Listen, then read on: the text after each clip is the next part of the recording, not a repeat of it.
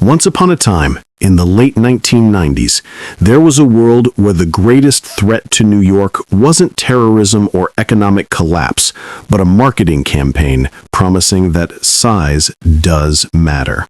For a child of that era, the local video rental store, a movie gallery, or a blockbuster was a temple of possibilities. And on the new release shelf, one cover stood out among unrated comedies and generic action flicks. A giant reptilian eye, a radioactive green background, and an unmistakable font. It was Godzilla. But not the Godzilla we knew. Not the rubber monster, the destroyer of Tokyo, the god of destruction. This was the American Godzilla. Or, as history would cruelly come to call him, GINO, Godzilla In Name Only. The narrative of this film and its strange cultural existence begins with two names, Roland Emmerich and Dean Devlin.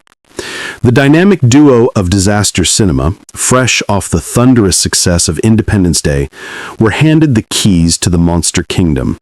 They accepted, but with a condition that would seal the film's fate. They wanted to do it their way. To them, the original Godzilla, that guy in a rubber suit, was silly.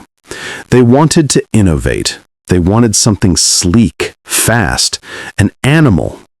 And in their quest to fix what wasn't broken, they created something that was everything except Godzilla. The story takes us to a perpetually rainy New York. It seems Emmerich bought every water truck available in Hollywood, as there isn't a single dry scene in this movie. It is a soaked noir environment, perfect for hiding the defects of CGI that, while expensive for the time, would age like milk left out of the fridge. Our hero isn't a muscular soldier, but Dr. Nico Tatopoulos, played by Matthew Broderick. He is a scientist studying earthworms in Chernobyl, a man plucked from his research to investigate gigantic footprints crossing Panama and arriving in Jamaica. The movie tries to sell Broderick as an action heartthrob by placing him in dangerous situations, but he spends most of the time looking confused, holding strange equipment, and being corrected on the pronunciation of his unpronounceable Greek surname. And then the monster arrives. He doesn't emerge majestically from the ocean to destroy the city with purpose. He arrives like a scared, hungry animal. He runs. He hides among the skyscrapers like a giant rat in a concrete maze. This Godzilla lacks atomic breath.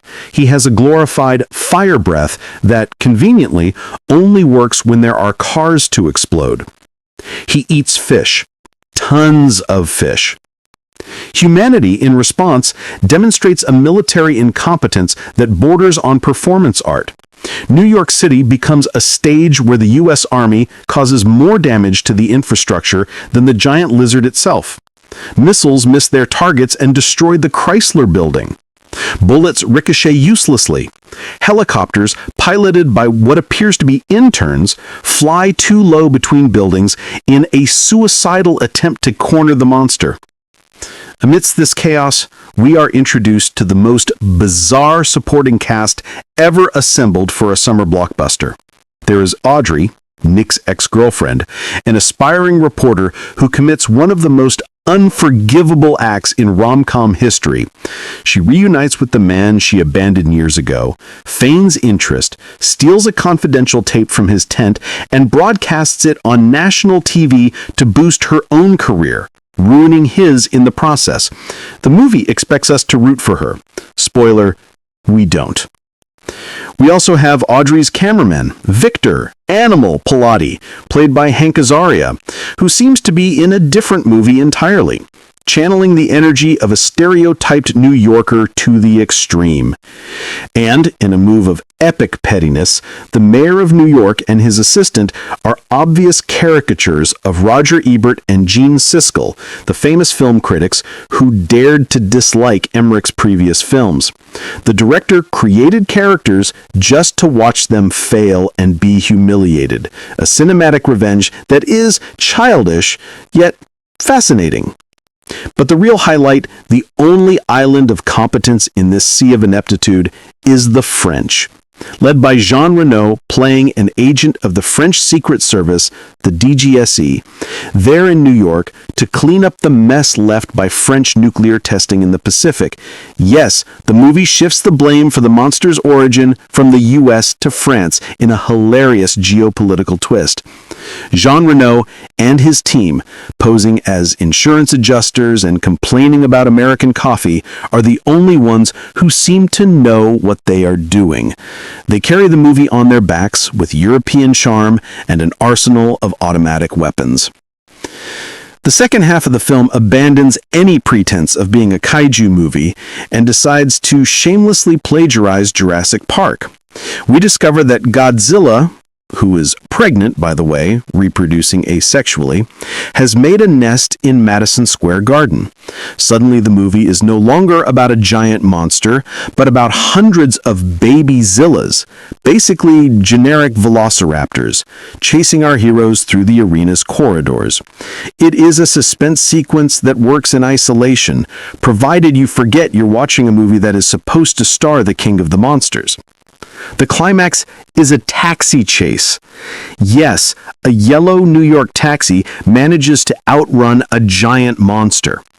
The 1998 Godzilla, capable of swimming across oceans and toppling buildings, is thwarted by a Ford Crown Victoria and the driving skills of a Frenchman. The creature ends up trapped on the Brooklyn Bridge, tangled in the steel cables, where it is mercilessly gunned down by missiles.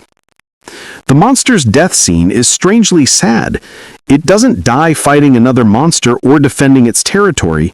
It dies confused, staring into Nick Tadopoulos' eyes, while the rain falls incessantly. And then the city celebrates. People cheer over the corpse of an animal that was technically just looking for a place to nest. It's a triumphant ending that rings hollow, accompanied by a heroic soundtrack that clashes with the tragedy of a lost animal being executed. However, there is a twist in this narrative of hate. Over the years, the vitriolic hatred has transformed into ironic nostalgia and, for some, genuine affection. Looking back, Godzilla 1998 is a perfect time capsule. It's a film from the pre-9/11 era where the destruction of New York could still be viewed as escapist entertainment, light and fun. The tone of the film isn't grim. It's silly, cheesy, and full of 90s cliches. There's an innocence in how the catastrophe is handled. No one takes the situation truly seriously. It's a movie where the cameraman's biggest worry is getting the exclusive shot, and where the soundtrack includes Jamiroquai and a Led Zeppelin remix by Puff Daddy. Furthermore, the creature design, if divorced from the name Godzilla, is actually an impressive work by Patrick Papadopoulos. It's a sleek, fast, and visually distinct monster. It gained a second life in the animated series that followed the film, Godzilla the Series, which, ironically, fixed all the feature film's mistakes. In the cartoon, the single surviving baby bonds with Nick, fights other monsters, uses atomic breath, and acts like the real Godzilla. The animated series proved the design worked. The problem was the movie's script. Toho, the Japanese production company that owns Godzilla, had the final word on this American aberration.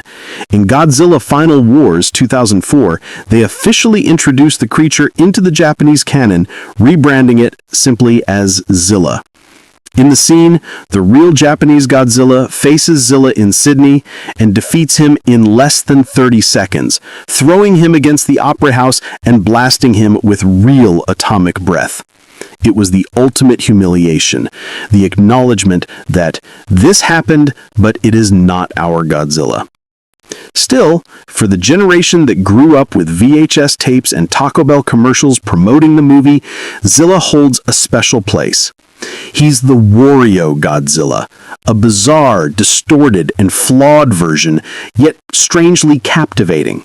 He represents a time when blockbusters could be stupid, loud, and fun without the need for complex shared universes or overly serious plots. Today, we live in a golden age for the king of the monsters, with the American monsterverse delivering weighty spectacles and Japan producing masterpieces like Shin Godzilla and Godzilla -1. But every now and then, it's worth dusting off that cover with the giant eye, popping some popcorn, and revisiting that rainy 1998 New York. It's worth laughing at Dr. Nick, admiring Jean Reno's coolness, and feeling sorry for that giant lizard who just wanted to eat fish and hide in the subway. In the end, the 1998 film failed as a Godzilla movie, but accidentally triumphed as a big-budget disaster comedy.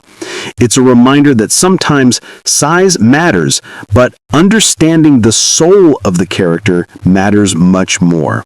And while Zilla will never wear the king's crown, he will always be the most memorable court jester in kaiju history. And maybe, just maybe, that is enough.